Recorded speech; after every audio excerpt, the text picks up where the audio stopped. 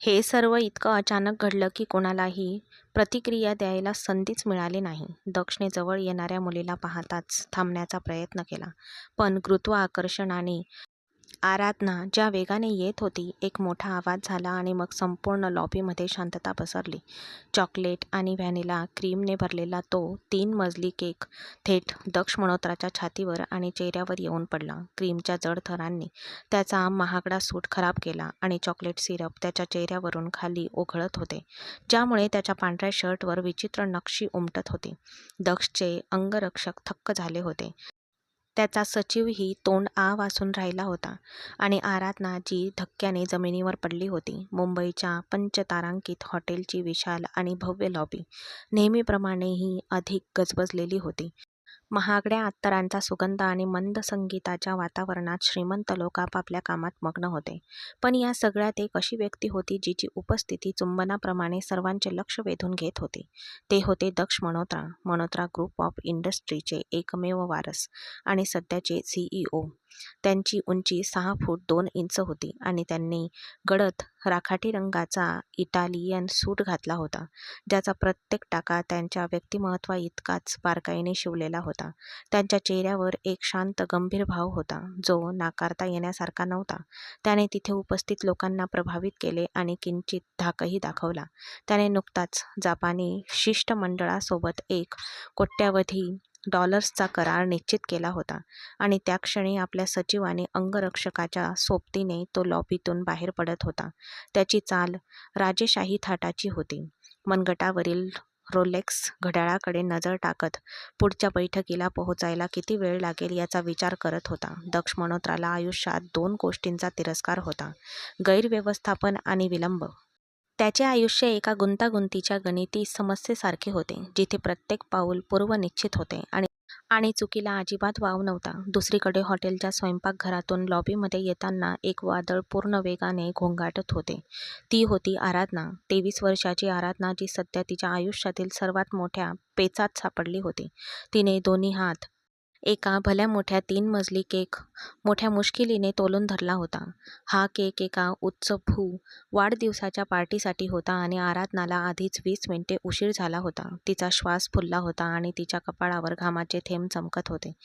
तिने एक सैल पिवळा कुर्ता सलवार घातला होता आणि तिच्या हातातील रंगीबेरंगी बांगड्या प्रत्येक पावलागणिक आवाज करत होत्या. "बाजूला व्हा, कृपया." आराधनाने तिच्याकडे आलेल्या वेटरला ताकीद दिली आणि ती पटकन लॉबीला मध्यभागी थांबली. ती आता समोरच्या लिफ्टमध्ये होती आणि लॉबीच्या ह्या कोपऱ्यावर तिची कोणाशी गाठ पडणार आहे याची तिला काहीच कल्पना नव्हती. फोनवर बोलत असताना दक्ष मल्होत्रा आराधनाच्या कोपऱ्यातून उत्साहाने बाहेर आली होती. हे सर्व इतकं अचानक घडलं की कोणालाही प्रतिक्रिया द्यायला संधीच मिळाली नाही. दक्षने जवळ येणाऱ्या मुलीला पाहताच थांबण्याचा प्रयत्न केला. पण गुरुत्वाकर्षणाने आराधना ज्या वेगाने येत होती, एक मोठा आवाज झाला आणि मग संपूर्ण लॉबीमध्ये शांतता पसरली. चॉकलेट आणि व्हॅनिला क्रीमने भरलेला तो 3 मजली केक थेट दक्ष मल्होत्राच्या छातीवर आणि चेहऱ्यावर येऊन पडला. क्रीमच्या जाड थरांनी त्याचा महागडा सूट खराब केला आणि चॉकलेट सिरप त्याच्या चेहऱ्यावरून खाली ओघळत होता, ज्यामुळे त्याच्या पांढऱ्या शर्टवर विचित्र नक्षी उमटली होती. दक्षचे अंगरक्षक थक्क झाले होते. त्याचा सचिव जो तोंड आ वासून राहिला होता आणि आराधना जी धक्क्याने जमिनीवर पडली होती, ती घाबरून इकडे तिकडे पाहू लागली. तिने घाबरून तिच्या समोर उभ्या असलेल्या माणसाकडे पाहिले, जो आता माणसापेक्षा चॉकलेटच्या पुतळ्यासारखा जास्त दिसत होता. दक्ष मल्होत्राने आपल्या बोटाने हळुवारपणे त्याच्या डोळ्यातील क्रीम काढले आणि जेव्हा त्याने डोळे उघडले तेव्हा ते असे वादळ होते जे कोणालाही जाळून राख करू शकले असते. जो सूक्ष्मदर्शकाखाली दिसणारे अदृश्य जंतूही सहन करू शकत नव्हता, तो आता स्वतःला धूळ आणि क्रीमने माखलेला पाहून थक्क झाला होता. त्याचा राग शिगेला पोहोचला होता. त्याने मुठी आवळल्या आणि तिच्याकडे रागाने पाहिले.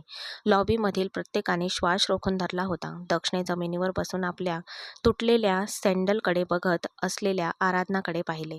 "तू हे काय केलंस?" त्याच्या आवाजात अविश्वास आणि तीव्र धक्का भरलेला होता. आराधनाच्या काळजाचा ठोका चुकला, पण ती सहजासहजी घाबरून जाणारी मुलगी नव्हती. आपल्या चुका मान्य करण्याऐवजी ती नेहमीच आक्रमणाला सर्वोत्तम बचाव मानत असे. ती लगेच उठून उभी राहिली आणि आपला दुपट्टा झटकत म्हणाली, "तुम्ही आंधळे आहात का? मी एवढा मोठा केक घेऊन येत होते आणि तुम्ही माझ्या समोर आलात." हे तुम्हाला दिसत नाही का? हे ऐकून तिथे उपस्थित असलेल्या प्रत्येकाने नकळतपणे आश्चर्याने श्वास रोखला. दक्ष, मल्होत्रा आणि तोही आंधळा. तू कुणाशी बोलत आहे हे तुला माहीत आहे का? अडाणी मुली. दक्ष तिच्याकडे बोट दाखवत म्हणाला, तुझ्या निष्काळजीपणाची परतफेड तुला आयुष्यभर करता येणार नाही. हा सूट तुझ्या संपूर्ण पिढीच्या कमाईपेक्षा जास्त महाग आहे. अनाडी हा शब्द आराधनाला झोंबला. तिने कमरेवर हात ठेवून म्हटले, ओ हॅलो मिस्टर चॉकलेट मॅन. नम्रपणे बोला. मी अडाणी नाही. मी एक वेडिंग प्लॅनर आहे आणि हा केक एक क्लायंटचा होता आणि तो तुझ्यामुळे खराब झाला. आता मला त्याचे पैसे कोण देणार? उलटा चोर कोतवाल को डाटे. असंच काहीसं झालं होतं. तू माझी मेहनत वाया घातलीस आणि त्यात भर म्हणून तू नखरे करत आहेस. या जगात असे काही घडू शकते यावर दक्षचा विश्वासच बसत नव्हता. कोणी इतकं हट्टी कसं असू शकतं? स्वतःला सावरण्यासाठी त्याने एक दीर्घ श्वास घेतला. पण त्या मुलीची जीभ कात्रीसारखी चालतच होती. त्याने आपल्या रक्षकांना इशारा केला, या वेड्या मुलीला माझ्या नजरेसमोरून दूर करा आणि हॉटेल मॅनेजमेंटला बोलवा. मी हे हॉटेल विकत घेईन आणि तिच्यावर बंदी घालीन. सुरक्षा रक्षक लगेच पुढे आले आणि त्यांनी आराधनाचा हात पकडला. मला स्पर्श करण्याची हिंमत करू नका. आराधना ओरडली, मी स्वतःच जाईन. तुझा चेहरा बघूनच माझा मूड खराब झाला आहे. सडक्या माणसा. जाताना आराधनाने त्याच्याकडे रागाने पाहिले आणि ती निघून गेली. दक्ष तिथेच उभा राहिला. त्याच्या कोटतून अजूनही क्रीम टपकत होती. त्याने आपल्या मुठी इतक्या घट्ट आवळल्या की त्याची नखे तळ हातांमध्ये रुतली गेली होती. या मुलीने आज दक्ष मल्होत्राच्या अहंकारावर हल्ला चढवला होता आणि सर्वांसमोर त्याची नाचक्की केली होती. मी तुला सोडणार नाही मुली. ज्याच्याशी तू पंगा घेत आहेस तो तुला तुझी जागा दाखवून देईल. दक्षने स्वतःशीच शपथ घेतली आणि रागाने पाय आपटत तो वॉशरूमकडे निघाला. ती त्यांच्यातील युद्धाची औपचारिक घोषणा होती, जी येत्या काही दिवसात त्यांचे आयुष्य बदलून टाकणार होती. दक्ष मल्होत्राचा आपल्या आयुष्यात परिपूर्णतेवर विश्वास होता. त्याचे घर, त्याचे कार्यालय, अगदी त्याची गाडीसुद्धा नेहमी स्वच्छ आणि व्यवस्थित असायची. तो गोंगाटापासून दूर राहायचा, कारण त्यामुळे त्याला त्याच्या बालपणीची आठवण यायची, जेव्हा त्याच्या आईवडिलांनी भांडणांनी घराचे रणांगणात रूपांतर केले होते. तेव्हापासून त्याला शांत राहण्याची सवय झाली होती. भावना माणसाला कमजोर करतात असा त्याचा विश्वास होता. म्हणून त्याने स्वतःला एका शिस्तप्रिय कवचात बंद करून घेतले होते, जिथे फक्त तर्क आणि सोयीस्करपणाला स्थान होते. तो स्वतःच्याच जगात हरवून लोकांपासून दूर राहत असे.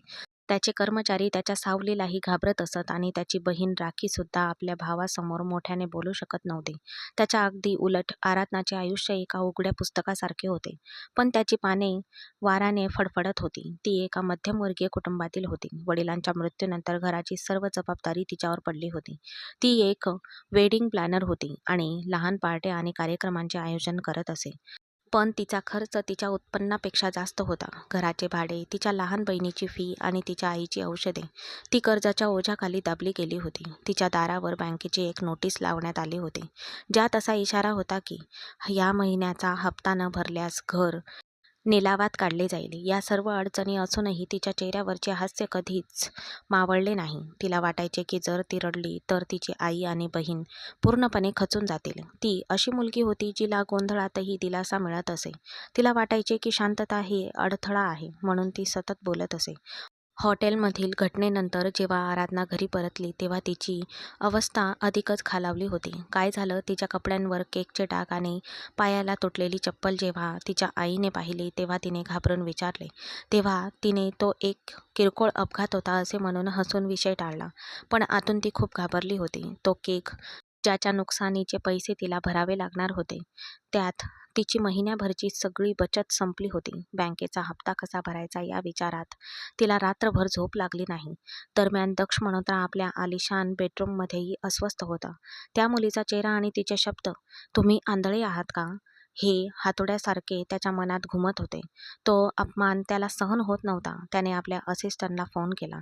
मला त्या मुलीबद्दल संपूर्ण माहिती उद्या सकाळपर्यंत हवी आहे. ती कोण आहे? ती कुठे राहते? काय करते? मला तिचं करिअर संपवायचं आहे. फक्त काही गोष्टींपासून सुटका करून घेण्यासाठी.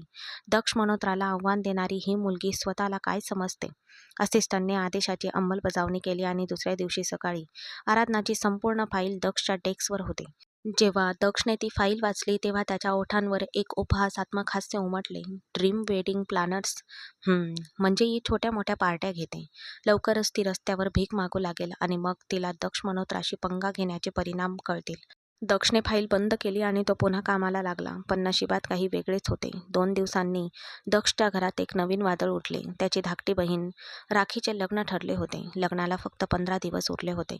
अचानक बातमी आली की त्यांनी नेमलेली इव्हेंट मॅनेजमेंट कंपनी पळून गेली आहे. राखीला खूपच वाईट वाटले. दादा, माझं लग्न खराब होणार.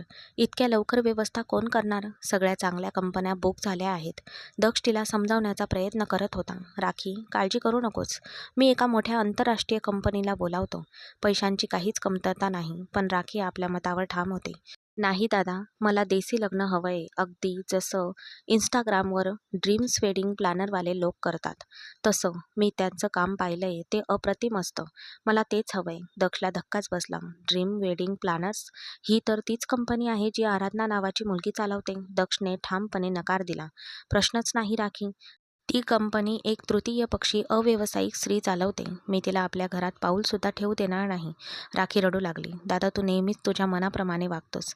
हा माझ्या आयुष्यातील सर्वात महत्त्वाचा दिवस आहे आणि तू तुझ्या अहंकारामुळे तो खराब करत आहेस. जर ते ड्रीम वेडिंग प्लॅनर्सवाले लोक आले नाहीत तर मी लग्नच करणार नाही. दक्ष मनोत्राचे आपल्या बहिणीवर खूप प्रेम होते. तिचे अश्रू त्याला पाहवतच नव्हते. त्याने आपल्या आजीकडे पाहिले, जी राखीला पाठिंबा देत होती. बाळा, मुलीच्या आनंदासाठी तरी तुला हट्टीपणा सोड. त्या कंपनीला फोन कर. ते काम करायलाच हवं. दक्षने एक दीर्घ श्वास घेतला आणि मुठ्ठी आवळल्या. ठीक आहे, तिला बोलवा. पण लक्षात ठेवा, जर तिच्याकडून काही चूक झाली तर मी तिला सोडणार नाही. दक्षने अखेर हार मानली आणि ताबडतोब आपल्या सेक्रेटरीला त्या मुलीला ऑफिसमध्ये बोलवण्याचा आदेश दिला. आराधना आपल्या छोट्याशा दुकानात माशा आणि कर्जदारांपासून लपून बसली होती. तेव्हा तिला मल्होत्रा ग्रुपकडून फोन आला. सुरुवातीला तिला वाटले की तोच माणूस पोलिसांना बोलवत असेल किंवा तिच्यावर नुकसान भरपाईचा खटला दाखल करत असेल. तिच्या हृदयाची धडधड वाढू लागली. पण जेव्हा सेक्रेटरीने तिला मीटिंगसाठी बोलावले आणि एका मोठ्या प्रोजेक्टबद्दल सांगितले तेव्हा आराधनाच्या डोळ्यात आशेचा किरण चमकला. तिला पैशांची नितांत गरज होती. तिने विचार केला की बघूया काय होते ते. मला सिंहाच्या गुहेत जावंच लागेल. ती तयार झाली. तिने रिक्षा पकडली आणि मल्होत्रा टॉवरला पोहोचली.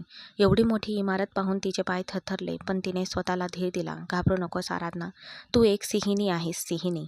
ती लिफ्टमध्ये चढली आणि सर्वात वरच्या मजल्यावर पोहोचली, जिथे एक भव्य काचेचे कार्यालय होते. रिसेप्शनिस्टने तिला आत घेतले. आराधनाने दार उघडून प्रवेश केला. दक्ष मल्होत्रा एका मोठ्या फिरत्या खुर्चीवर बसला होता. त्याची पाठ दाराकडे होती. या मिस आराधना. दक्षचा भारदस्त आवाज घुमला आणि खुर्ची फिरली. आराधनाचा श्वास घशात अडकला. तर तुम्ही आहात? आराधना आश्चर्याने म्हणाली. एवढी सामान्य व्यक्ती मला एवढी उंच पाहील असा मला आधीच संशय होता. तो तो तुला एवढ्या मोठ्या ऑफिसमध्ये का बोलावेल? दक्षने तिच्याकडे थंड नजरेने पाहिले आणि बसायला इशाराही केला नाही. अगं मुली, मला तुझ्या कामात अजिबात रस नाही आणि हॉटेलमध्ये झालेला तो व्यवहारही मी विसरलेलो नाही. माझ्या बहिणीचा हा निव्वळ आग्रह आहे की तिच्या लग्नाची व्यवस्था तुझ्या कंपनीनेच करावी. नाहीतर मी तुला या इमारतीबाहेर उभंही राहू दिलं नसतं.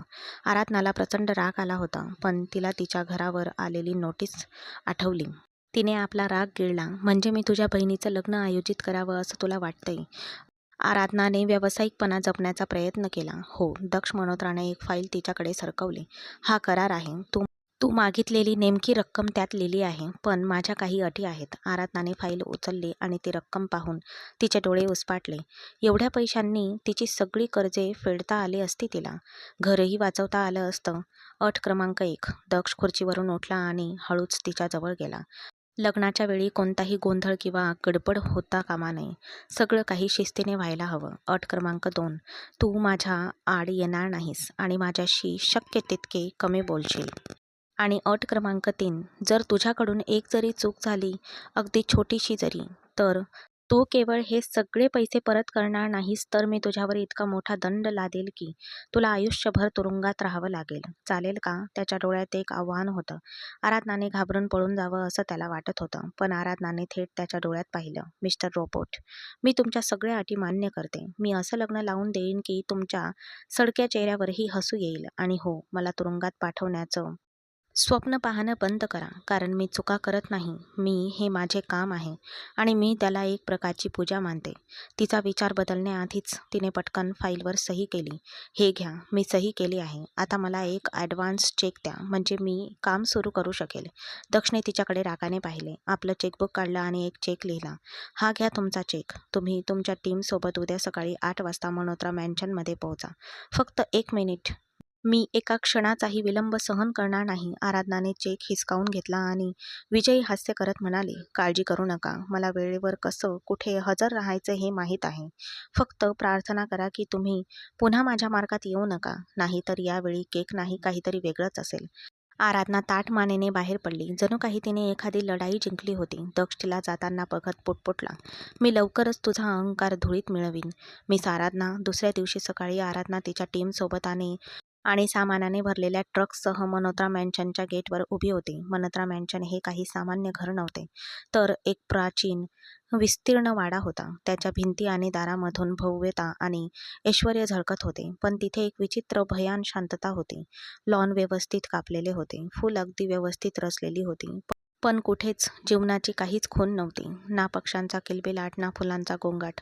जणू काही हे घर नसून एक संग्रहालय होतं, जिथे वस्तूंना स्पर्श करायला मनाई होती. आराधनाने एक दीर्घ श्वास घेतला. उफ, हे घर आहे की स्मशानभूमी? हॉस्पिटलमध्ये सुद्धा इतकी शांतता नसते. इथे माणसं राहतात की भूत राहतात? तिने गेटकीपरला विचारले, ज्याने तिला शांत राहण्याचा इशारा केला. साहेबांना गोंगाट आवडत नाही. तुम्ही लोक सामान मागच्या दाराने घेऊन जा. आराधनाने तोंड वाकडं केलं. साहेब गेले तेल आणायला. आजपासून हे लग्नाचं ठिकाण आहे आणि लग्नाच्या ठिकाणी गोंगाट नसेल तर शोक होणार का? चला मुलांनो, ढोल वाजवा. आराधनाने आपल्या टीमला इशारा केला. आणि ढोलच्या तालावर भांगडा नाचत गेटमधून आत शिरली. तिच्या टीमनेही घोषणाबाजी करत हवेलीतील शांतता भंग केली. आत दिवाणखान्यात आजी ही जपमाळ करत होत्या. तेव्हा ढोलकीच्या आवाजाने त्या दचकल्या. अहो, काय चाललंय? त्या आपल्या काठीच्या आधाराने बाहेर आल्या आणि त्यांनी पाहिलं की पिवळा कुर्ता घातलेली एक मुलगी अंगणात फिरत होती, सूचना देत होती आणि सोबत नाचतही होती. अगं मुली, हे कसलं वादळ आहे? आजीने आश्चर्याने विचारले. आराधना त्यांच्याकडे आली आणि लगेच त्यांच्या पायांना स्पर्श केला. आजी, मी तुमच्या पायांना स्पर्श करते. मी आराधना, वेडिंग प्लॅनर्स आहे.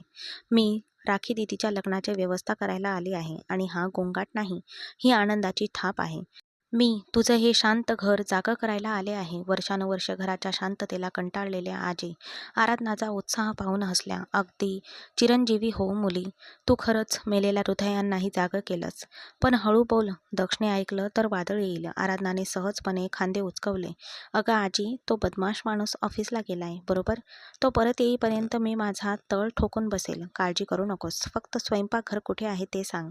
मला खूपच भूक लागली आहे. आजी हसल्या आणि तिला आत घेऊन गेला. आराधनाची जादू आजीवर चालली होती. बघता बघता ती नोकरांमध्ये मिसळून गेली आणि घराची रचना बदलू लागली. सगळीकडे रंगीबेरंगी पडदे लागले होते.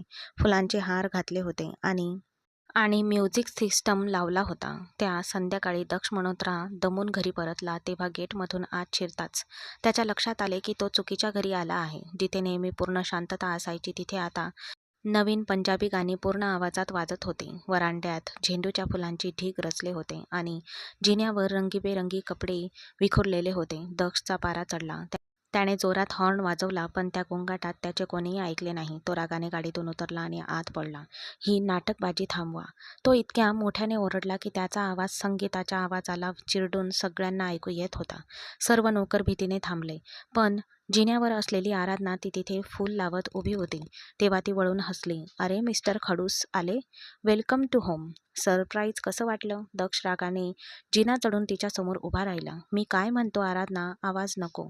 हे माझं घर आहे, बाजार नाही. आत्ताच्या आत्ता म्युझिक बंद कर आणि हा कचरा साफ कर, नाहीतर तुला घराबाहेर हाकलून देईल. आराधना जिना उतरून त्याच्यासमोर उभी राहिली. तिची उंची जेमतेम त्याच्या खांद्यापर्यंत पोहोचत होती. बघा दक्ष साहेब, हे लग्नाचे घर आहे आणि लग्नात खूप गोंगाट असतो. जर तू तुझ्या मीटिंगमध्ये कंटाळत राहिलास तर तू तुझ्या बहिणीच्या लग्नाचा आनंद कसा घेणार?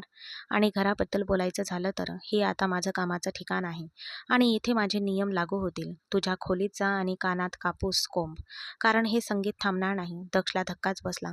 त्याच्या घरात उभे राहून त्याला कोणीही कधीही हुकूम दिला नव्हता. तुम्ही मला आव्हान देत आहात, दक्ष हळू आवाजात म्हणाला. आजीने मध्येच टोकले.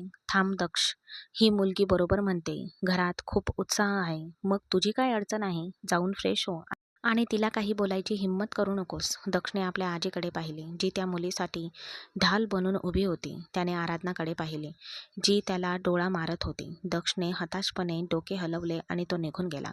पण जाताना त्याने आराधनाला आजीला म्हणताना ऐकलं, बघ आजी, सिंहाला सुद्धा मांजरासारखं वागवलं जातं. फक्त ते कसं करायचं हे माहीत असायला हवं. दक्षने आपल्या कपाटात हात घातला आणि दार जोरात बंद केले. त्याला तिचा गळा आवळावासा वाटत होता, पण त्याचवेळी त्याच्या मनात एक विचित्र हुरहुर निर्माण झाली होती. पहिल्यांदाच या शांत रंगहीन घरात रंग भरले होते आणि त्या रंगामध्ये ती मुलगी फुलपाखरासारखी फडफडत होती. दक्ष मल्होत्राने आपली टाय सैल केली आणि आरशात स्वतःकडे पाहिले. तू तिला सहन करू शकत नाहीस, दक्ष. ती एक समस्या आहे. तिला लवकरात लवकर इथून जायला हवं. पण त्याला हे माहीत नव्हतं की हीच समस्या त्याच्या गळ्याचा हार बनणार होती आणि शांततेची सवय झालेल्या या घराच्या भिंती आता एक प्रेमकथा ऐकण्यासाठी तयार होत होत्या. लढाई तर आत्ता सुरू झाली होती आणि आणि त्यात फक्त हृदयांचाच पराभव होणार होता. जेवताना सुद्धा आराधनाची उपस्थिती जाणवत असे. ती जेवणाच्या टेबलावर सर्वांसमोर बसून न थांबता गप्पा मारत असे. कधी तिच्या आजीसोबतच्या जुन्या आठवणी सांगत तर कधी राखीला लग्नाबद्दल सल्ले देत. दक्ष शांतपणे जेवणाचा प्रयत्न करत होता, पण त्याचे लक्ष सारखे त्या मुलीकडे जात होते, जी जेवताना मजेत गप्पा मारत होती. मला वाटतं मेहंदीची थीम हिरवी असावी आणि आपण नवरदेवाच्या कुटुंबांना अशी एंट्री देऊ की ते मंत्रमुग्ध होतील. आराधनाने हातातला चिकनचा तुकडा हलवला. दक्षने तिच्याकडे रागाने पाहिले. तू कधी जेवणाचा शिष्टाचार शिकली आहेस का? तोंड बंद करून जेव. आराधनाने एक घास गिळला. अरे, मी तोंड बंद करून कशी खाईन? नाकाने. आणि तसंही आपण एकत्र गप्पा मारत असताना जेवल्याने मजा येते. तू असा जेवतोय जणू काही तुला शिक्षा झालीये. दक्षने सुरी आणि काटा ताटात जोरात आपटला. माझं पोट भरलंय. तो उठून निघून गेला. आजीने आराधनाला हळुवारपणे मिठी मारली. तू त्याला का चिडवतेस? तो तसाही नुकताच चिडखोर आहे. ती रागवली. आराधना हसली. आजी, तो चिडखोर नाहीये. तो फक्त एकटा आहे. मी फक्त त्याला आपल्यात सामील करून घेण्याचा प्रयत्न करत आहे. बघ, एक दिवस तो स्वतःच या कार्यक्रमांमध्ये नाचू लागेल. राखी आश्चर्याने म्हणाली. दादा आणि डान्स अशक्य. तो स्वतःच्या लग्नात सुद्धा नाचणार नाही. आराधनाच्या डोळ्यात खोडसाळपणाची चमक आली. माझ्या शब्दकोशात अशक्य हा शब्दच नाहीये. आता मिस्टर रोबोटला माणूस बनवणं हे माझं ध्येय आहे.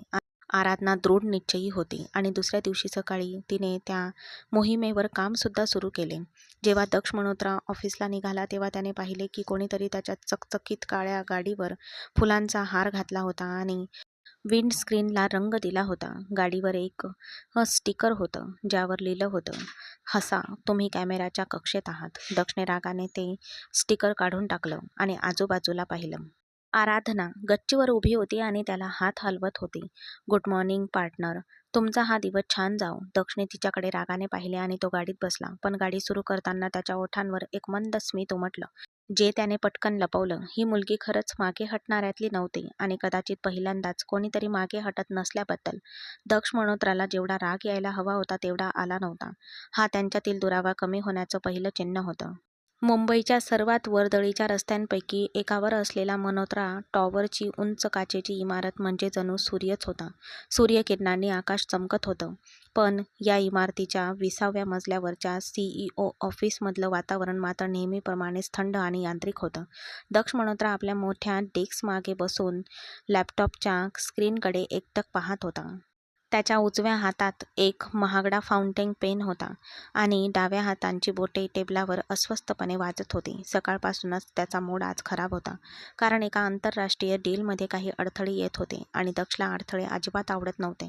तो फाईल बंद करून उठणारच होता तेवढ्यात इंटरकॉमवरून त्याच्या सेक्रेटरीचा आवाज आला. सर, मिस आराधना आल्या आहेत. लग्नाच्या बजेटबाबत त्यांना चेक साईन करून हवा आहे. दक्षने भुवया उंचावल्या. ही मुलगी पण काही वादळापेक्षा कमी नाही. शांतपणे बसणं तिच्या हिस्ट्रीतच नाही. तो कुरकुरला आणि आत पाठवायला सांगितले. काही क्षणांनंतर दार उघडले आणि आराधना तिच्या पारंपरिक वेशात आत आली. आज तिने भडक केशरी रंगाचा कुर्ता घातला होता आणि तिच्या कानातले मोठे झुमके प्रत्येक पावलांसोबत डोलत होते. हॅलो मिस्टर रोबोट, कसे आहात? आराधना परवानगीशिवाय खुर्ची ओढून बसत म्हणाली. दक्षने तिच्याकडे रागाने पाहिले. मी तुला मिस्टर रोबोट म्हणू नकोस असं सांगितलं होतं आणि हा कसला अवतार केला आहेस? हे ऑफिस आहे की मीना बाजार? आराधना आपला दुपट्टा सावरत हसली आणि म्हणाली, अहो सर, तुम्ही नेहमीच मत्सर करता.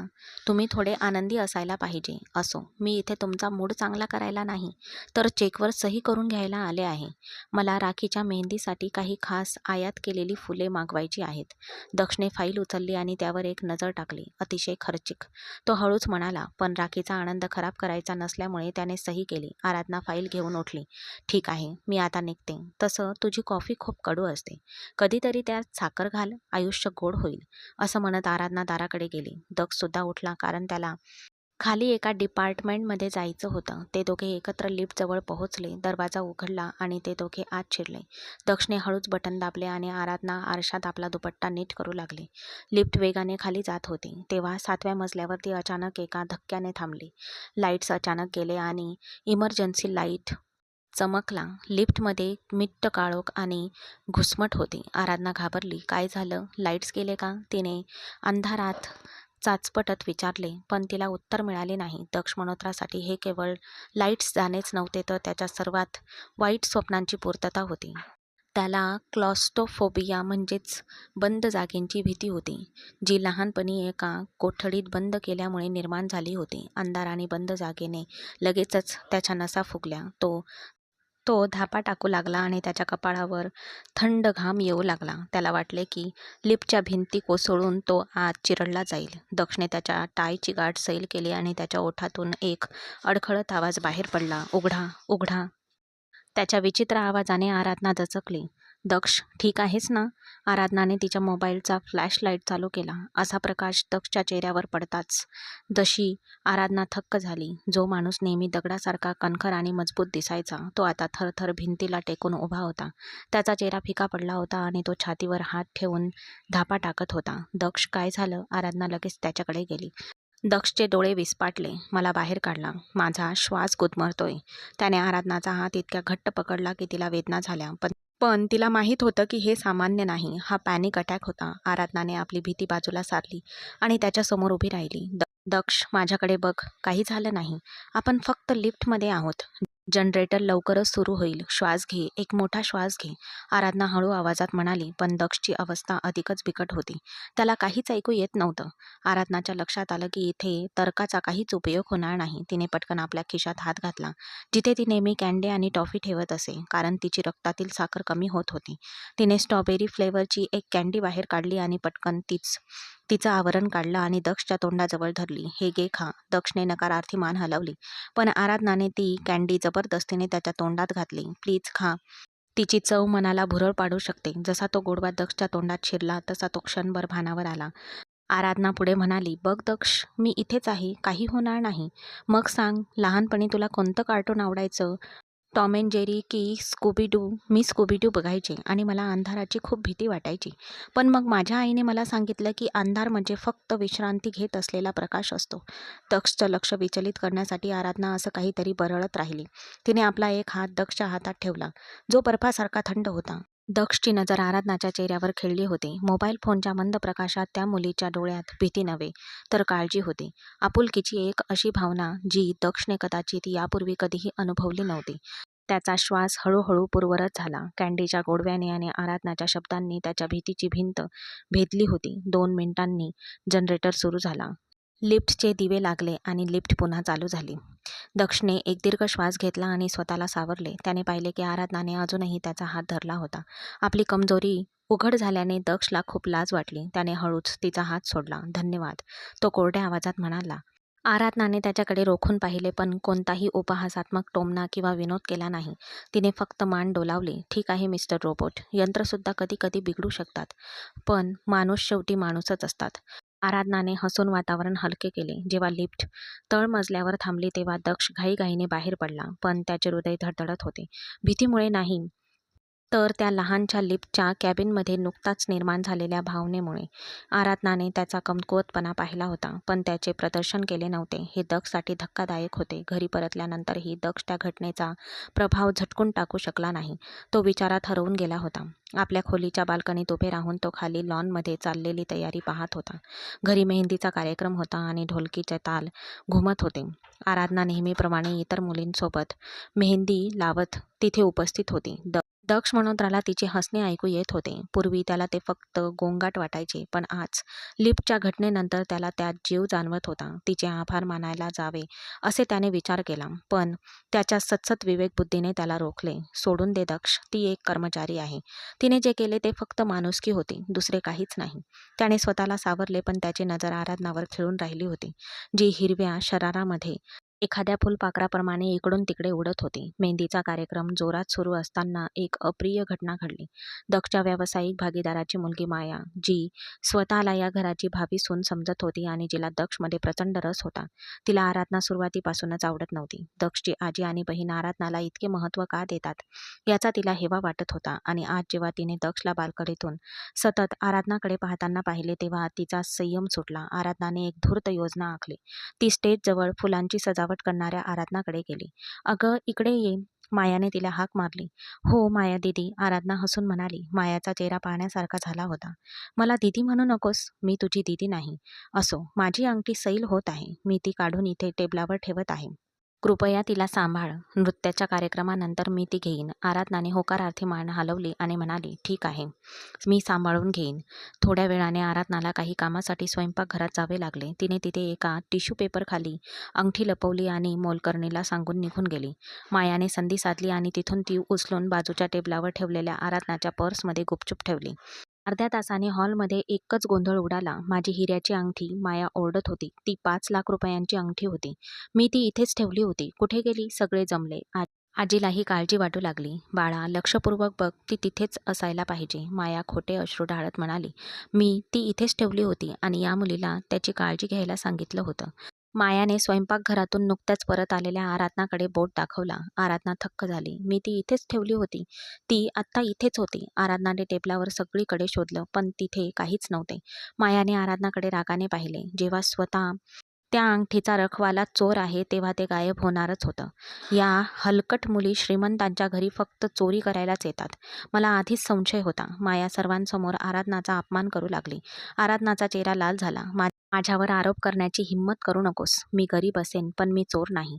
आराधनाच्या डोळ्यात पाणी आले. राखी मध्येच बोलली, "माया, तू काय म्हणते आहेस? आराधना तशी नाही. या लोकांबद्दल तुला काय माहीत आहे?" माया ओरडली. "चल, आपण आत्ताच तिची झडती घेऊया. सगळं काही स्पष्ट होईल." माया पुढे आली. तिने आराधनाची पर्स उचलली आणि सगळ्यांसमोर ती उलटी केली. चमकणारी हिऱ्यांची अंगठी, लिपस्टिक, एक कंगवा, काही टिश्यूज जमिनीवर पडले. हॉलमध्ये शांतता पसरली. आराधना स्तब्ध झाली. तिला तिच्या डोळ्यांवर विश्वासच बसत नव्हता. "ही अंगठी माझ्या पर्समध्ये कशी आली? मी ती घेतली नाही." "देवा शपथ, मी ती घेतलेलीच नाही." आराधनाचा आवाज थरथरत होता. ती आजीकडे वळली. "आजी, तुम्हाला माहीत आहे." "नाही, मी तशी नाही." पण पुरावा तिच्या डोळ्यासमोर होता आणि आजीसुद्धा गप्प झाली. माया टोचून म्हणाली, "बघितलंस? मी तुला सांगितलं होतं ना, ती चोर आहे. पोलिसांना बोलवा आणि तिला या घरातून हाकलून द्या." "माझी अंगठी चोरायची तुझी हिंमतच कशी झाली?" मायाने आराधनाला खांद्यावर जोरात ढकलले. आराधना अडखळली. तिच्या डोळ्यात अश्रू दाटून आले. तिचा आत्मविश्वास, तिचा सर्वात मोठा आधार ढासळत होता. जणू काही जमीन दुभंगून तिला गिळून टाकावे असे तिला वाटत होते. तिला आता पैशांची गरज होती हे सर्वांनाच माहीत होते, आणि हीच गोष्ट तिच्या विरोधात जात होती. प्रत्येकजण तिच्याकडे द्वेष आणि तिरस्काराने पाहत होते. जी आराधना कालपर्यंत सर्वांच्या या घराची शान होती, तीच आज एक गुन्हेगारासारखी तिथे उभी होती. "आत्ताच्या आत्ता पोलिसांना बोलवा." मायाने नुकताच आपला फोन बाहेर काढला होता. तेवढ्यात एका मोठ्या अधिकारवाणीच्या आवाजाने सर्वांना चकित केले. "थांबा." तो दक्ष मल्होत्राचा होता. तो पायऱ्या उतरत होता. त्याच्या चेहऱ्यावर तीव्र राग स्पष्ट दिसत होता. तो गर्दीतून वाट काढत आराधनाजवळ पोहोचला, जी मान खाली घालून रडत होती. दक्षने जमिनीवर पडलेल्या अंगठीकडे एक नजर टाकली आणि मग मायाकडे पाहिले. "दक्ष, बघ, या मुलीने माझी अंगठी चोरली आहे." मायाने निरागसतेचा आव आणण्याचा प्रयत्न केला. दक्ष खाली वाकला. त्याने अंगठी उचलली आणि मायाच्या तळहातावर ठेवली. "आपल्या वस्तूंचे रक्षण करायला शिक माया, आणि कोणावरही आरोप करण्यापूर्वी 2दा विचार कर." "पण ही अंगठी तिच्या पर्समधून निघाली होती." "हो, ती चोर आहे." मायाने आग्रह धरला. दक्ष एक पाऊल पुढे आला आणि त्याचा आवाज इतका खंबीर होता की माया आपोआप मागे सरकली. "आराधना चोर असू शकत नाही." दक्ष स्पष्ट आणि ठामपणे म्हणाला. सगळेच चकित झाले. आराधनाने डोळ्यात पाणी आणून दक्षकडे पाहिले, ज्याला ती नेहमी मिस्टर रोबोट म्हणायची, जो आज तिच्या ढालीसारखा उभा होता. "तुला इतका विश्वास कसा आहे दक्ष?" मायाने चिडून विचारले. "कारण मी तिला ओळखतो."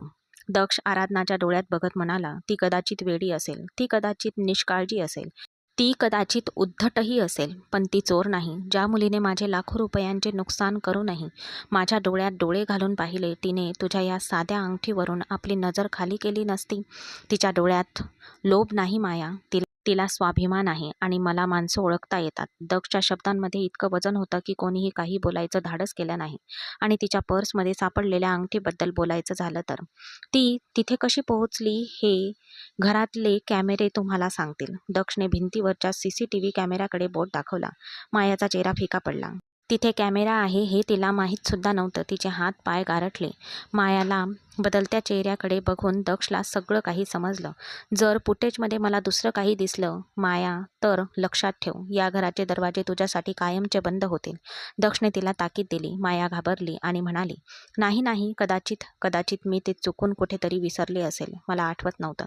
मायाने लगेच आपली भूमिका बदलली. हे ऐकून आजीला प्रचंड राग आला. माया, तुला लाज वाटायला हवी. एका निरागस मुलीवर असा हलकट आरोप, आणि तोही स्वतःची चूक लपवण्यासाठी. चालती हो, माझ्या नजरेसमोरून दूर हो. अपमानित होऊन माया पळून गेली. हॉलमधील पाहुणे आता आराधनाकडे सहानुभूतीने पाहत होते. आराधना अजूनही रडत होती. दक्षने तिच्यावर विश्वास ठेवला यावर तिचा विश्वासच बसत नव्हता. दक्ष तिच्या जवळ आला आणि त्याने खिशातून एक रुमाल काढून तिला दिला. तुझे अश्रू पुस. हे अश्रू तुझ्या चेहऱ्यावर चांगले दिसत नाहीत. तू हसताना छान दिसतेस, पण तुझ्या हसण्याने माझ्या डोक्यात दुखतं.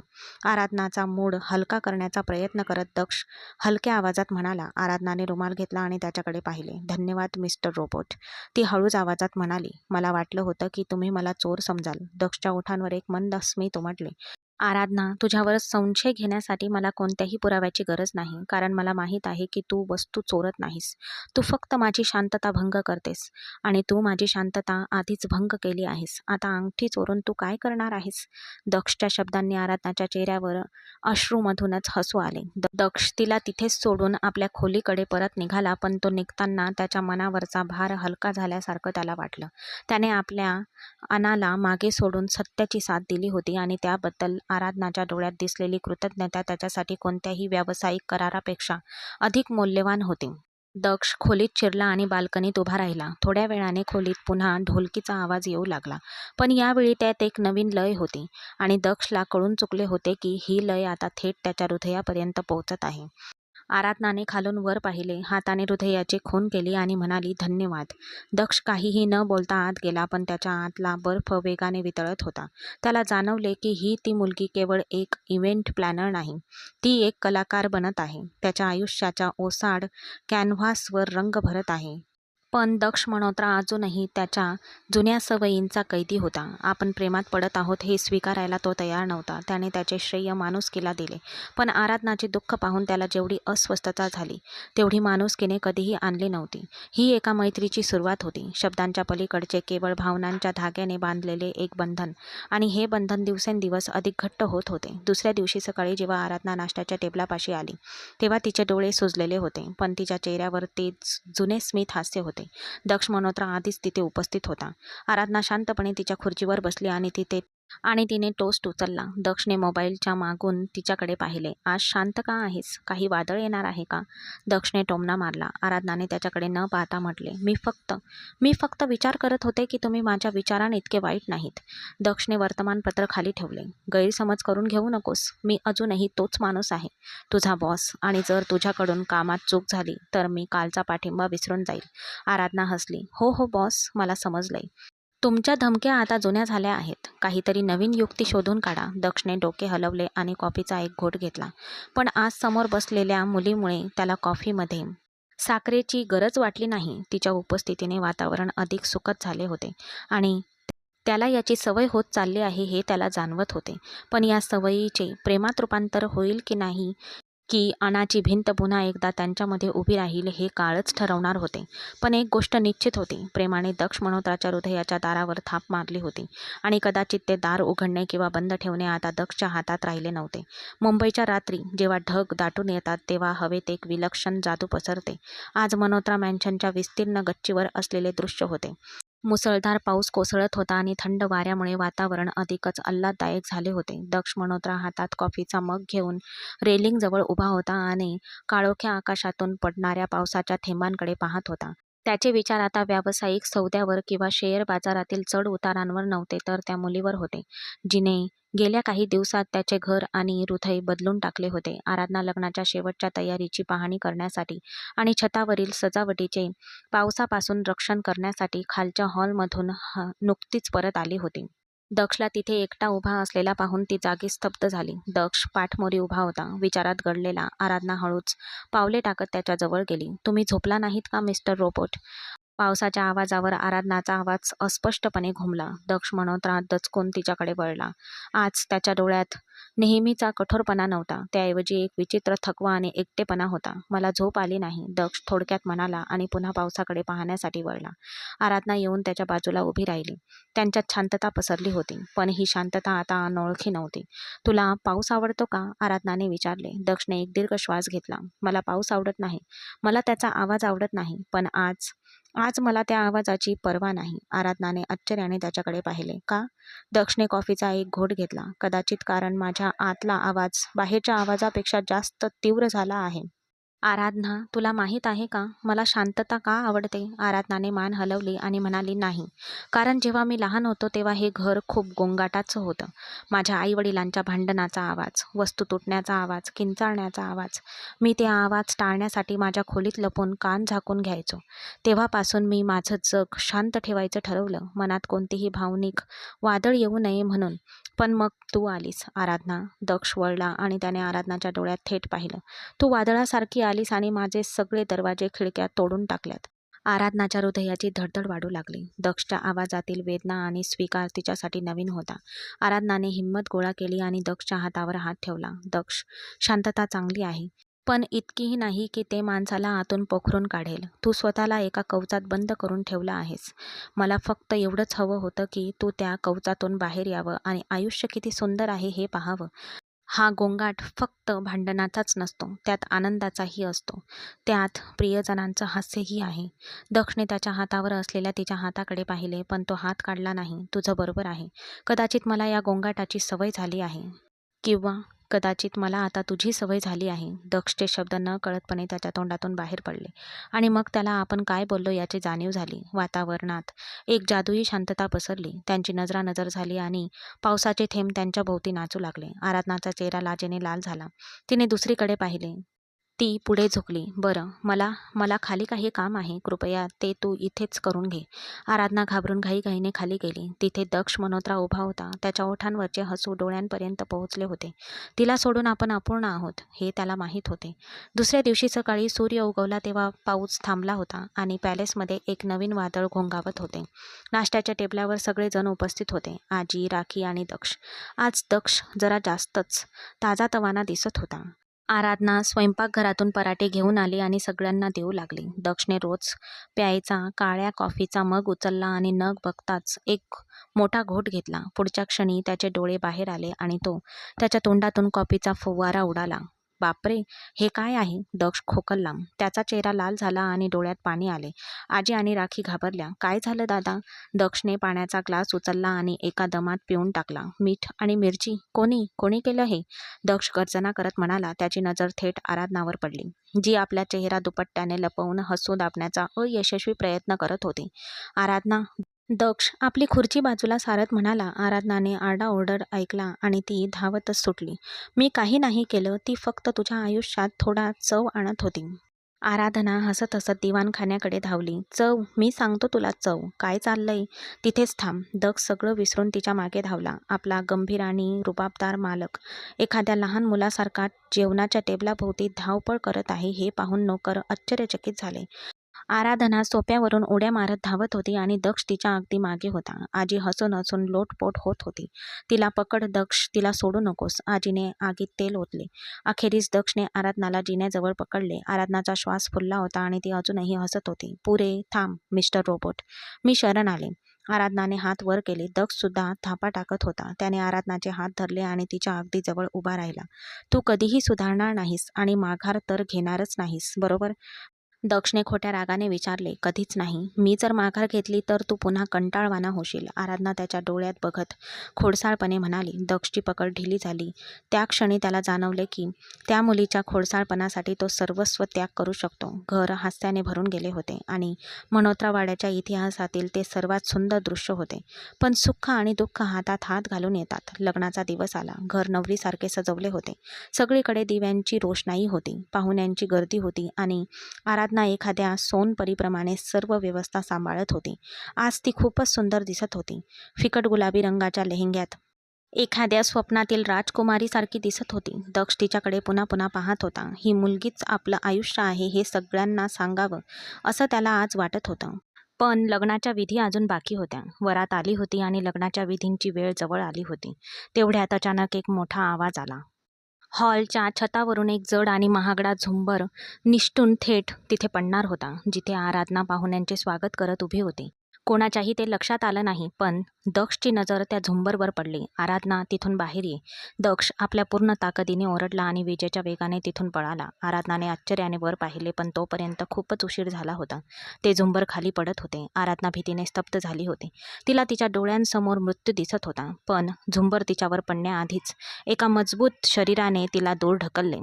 आराधना खाली पडली आणि पुढच्या क्षणी काच फुटण्याचा आणि एखादी जड वस्तू खाली पडण्याचा भयानक आवाज झाला. हॉलमध्ये किंचाळ्यांचा कल्लोळ उसळला. आराधना घाबरून मागे वळली आणि तिच्या पायाखालची जमीनच सरकली. दक्ष जमिनीवर पडला होता.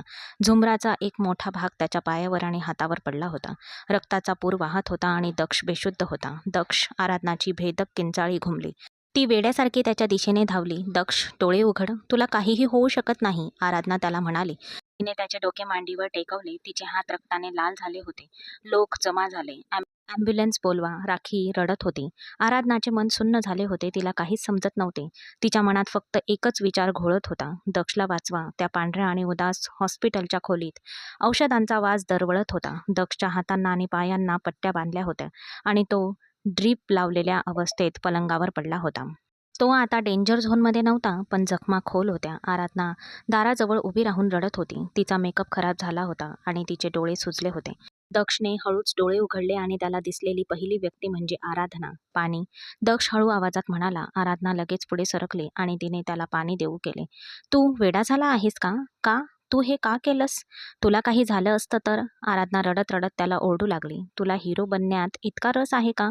दक्षने तिला रडताना पाहिले आणि त्याच्या ओठांवर हसू उमटले. जर मी हिरो झालो नसतो तर माझ्या हिरोईनीला दुखापत झाली असती आणि मी ते सहन करू शकलो नसतो, दक्ष अशक्तपणातही म्हणाला. आराधना शांत झाली. तिने दक्षचा हात धरला. तुला माहीत आहे, तुला काही झालं असतं तर मी मेले असते, आराधना हुंदके देत म्हणाली. दक्षने आपल्या साबूत हाताने तिचा हात घट्ट दाबला. मी कुठेही जाणार नाही आराधना. मला अजून तुझी कडू कॉफी प्यायची आहे. हा तो क्षण होता जेव्हा त्यांची हृदये अखेर एकमेकांशी जोडली गेली. त्यांना जाणीव झाली की ते एकमेकांसाठीच बनले आहेत. राखीचे लग्न सर्व काही व्यवस्थित पार पाडले. दक्षसुद्धा हॉस्पिटलमधून घरी परतला होता, पण आता तो क्षण आला होता ज्याची आराधनाला भीती वाटत होती. कॉन्ट्रॅक्ट संपले होते. आराधनाचे काम पूर्ण झाले होते. आता तिला जावे लागणार होते आणि दक्ष मल्होत्रा पुन्हा एकदा आपल्या आणाच्या कवचात परत जात होता. जर त्याने तिला थांबवले तर आराधना काय विचार करेल याची त्याला भीती वाटत होती. ती त्याला नाकारेल का या भीतीने त्याच्या प्रेमावर मात केली. त्याने स्वतःची अशी समजूत घातली होती की तो आणि आराधना एकमेकांसाठी योग्य नाहीत. तो एक श्रीमंत व्यावसायिक होता आणि आराधना एक मध्यमवर्गीय मुलगी. हा विरोधाभास त्याला पुन्हा एकदा आंधळा करत होता. जाण्याचा दिवस उजाडला. आराधना लाऊंजमध्ये उभी राहून आपले सामान भरत होती. आजी आणि राखी दुःखी होत्या, पण आराधनाची नजर जिन्यावर खिळली होती, जिथून दक्ष खाली उतरत होता. तो पुन्हा त्याच वन पीस सूटमध्ये होता. त्याच्या चेहऱ्यावर तोच गंभीरपणा होता, जणू काही गेल्या काही आठवड्यात काहीच घडलं नव्हतं. दक्ष तिच्यासमोर थांबला आणि त्याने खिशातून एक चेकबुक काढले. त्याने चेकवर एक मोठी रक्कम लिहिली आणि तो आराधनाला दिला. हे घे, तुझ्या कष्टाचा मोबदला आणि तू इतके दिवस जे नाटक करत होतीस त्यासाठी हे काही जास्तीचे पैसे. दक्षचे शब्द सुरीसारखे तिच्या काळजात घुसले. तिने दक्षकडे पाहिले. त्याचे डोळे थंड उदासीनतेने भरलेले होते. नाटक? आराधनाने पुन्हा विचारले. हो. तू दाखवलेली काळजी, ते हसणं आणि विनोद, हे सगळं सेवेचाच भाग होतं, बरोबर? छान काम. आता तू जाऊ शकतेस. दक्षने दुसरीकडे पाहिले, म्हणजे तो नजर चोरून बोलत होता, कारण तो आराधनाच्या डोळ्यात डोळे घालून पाहू शकत नव्हता. आराधनाच्या आत काहीतरी तुटले. हॉस्पिटलमध्ये तिने जपलेले सर्व भ्रम काचेसारखे फुटून गेले. तिने थरथरत्या हातांनी तो चेक घेतला आणि क्षणभर त्याच्याकडे पाहिले. मग तिने त्याचे 2 तुकडे केले आणि ते दक्षच्या पायाशी फेकून दिले. प्रत्येक गोष्टीची किंमत नसते, दक्ष म्हणोत्रा. आराधनाचा आवाज वेदना आणि रागाने भरलेला होता. तुला वाटतं की तू तुझ्या संपत्तीने जगातलं सगळं काही विकत घेऊ शकतोस? भावना विकत घेऊ शकतोस का? प्रेम विकत घेऊ शकतोस का? तू खूप गरीब आहेस दक्ष, खूप गरीब. तुझ्याकडे फक्त हे कागदाचे तुकडे आहेत, पण हृदय नाही. आराधना डोळ्यातून अश्रू वाहत असताना म्हणाली, मला तुझे पैसे नको, तुझी संपत्ती, तुझी प्रतिष्ठा आणि तुझा एकांत तुझ्यापाशीच ठेव. मी चालले आणि तुझ्या या आलिशान स्मशानभूमीत सुखी राहा. आराधना वादळासारखी तिथून बाहेर पडली आणि फाटकाच्या बाहेर निघून गेली. दक्ष दगडासारखा तिथेच उभा राहिला. त्याच्या पायाशी एक फाटलेला चेक पडलेला होता, जणू त्याच्या प्रतिष्ठेची अंत्ययात्राच.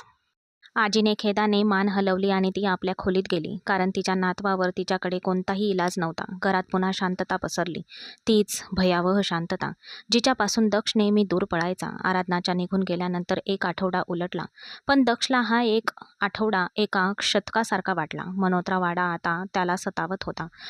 ऑफिसमध्ये जाऊन सुद्धा आराधनाच्या आठवणी त्याला सतावत होत्या. तो लिफ्टमध्ये शिरायचा आणि त्याला आराधनाने दिलेल्या कँडीचा गोडवा आठवायचा.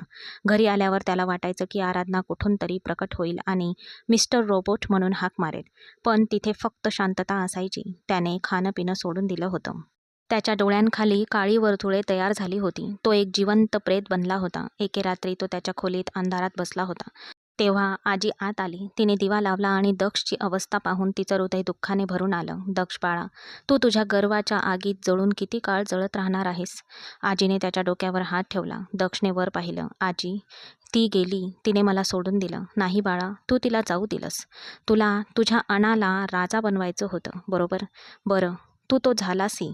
पण लक्षात ठेव, अना माणसाला राजा बनवते, पण ती त्याला एकटंच बनवते. आणि आता तू एकटा आहेस प्रेमात. दक्ष, तुला शरणागती पत्करावी लागेल. तुला पराभव स्वीकारावा लागेल आणि खरा विजय त्याच पराभवात दडलेला असतो.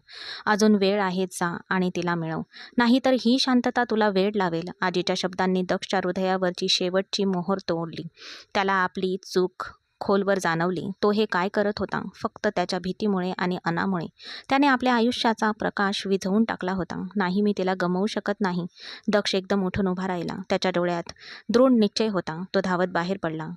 यावेळी त्याने आपली लांबलचक गाडी काढली नाही. त्याऐवजी त्याने ड्रायव्हरकडून चाव्या घेतल्या, ड्रायव्हरच्या सीटवर बसला आणि रस्त्यावरून सुसाट वेगाने निघून गेला. रात्रीचे 10 वाजले होते आणि तो आराधनाच्या वस्तीतील अरुंद चिखलाने भरलेल्या रस्त्यामधून आपला मार्ग शोधत होता.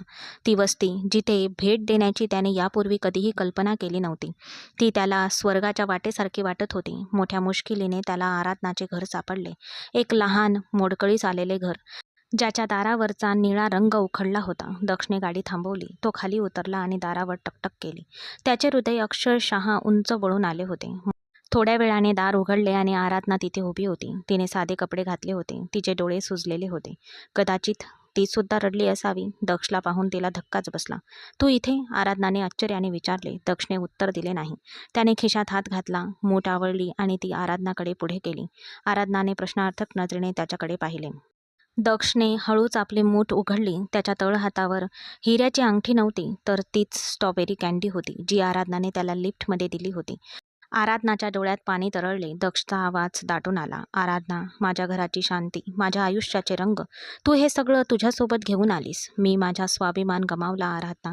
तू जिंकलीस. तुझ्याशिवाय मी अपूर्ण आहे. माझं घर स्मशानभूमी बनलं आहे. प्लीज परत ये. माझी काळजी घे. दक्षच्या डोळ्यातून अश्रू ओघळून त्याच्या गालावरून खाली आले. तो प्रेमात बुडाला होता. हा तोच दक्ष मल्होत्रा होता, जो कुणासमोरही कधी झुकला नव्हता. पण आज तो प्रेमापुढे झुकत होता. आराधनाला त्याच्या डोळ्यात खरा पश्चाताप आणि प्रेम दिसले.